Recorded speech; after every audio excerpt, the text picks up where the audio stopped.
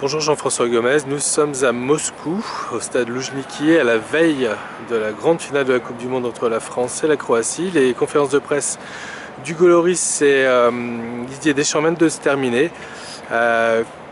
Comment sentez-vous cette équipe de France? Quel est l'état d'esprit qui règne dans ce groupe? Sur les conférences de presse, on se rend bien compte que tout le monde est maintenant déterminé pour cette finale. On a l'impression que les joueurs et le staff sont dans leur bulle. On sait qu'il y a beaucoup d'euphorie en France et ils en sont conscients.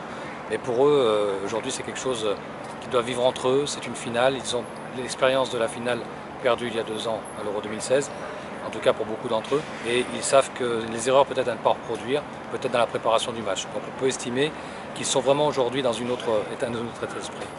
Alors la Croatie, forcément ça rappelle des souvenirs, la demi-finale du championnat du monde 1998. Est-ce que ces Croates sont dans cet esprit de revanche par rapport à ce match-là? Alors pour eux aussi c'est une équipe nouvelle, mais il y a quand même cet état d'esprit aussi parce que la Croatie n'arrive pas si souvent que ça au plus haut niveau dans les compétitions.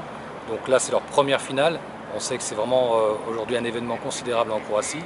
Mais quelque part il y a effectivement cet esprit. On se souvient de ce match contre la Croatie. Les Français étaient menés et ils avaient réussi à renverser la vapeur.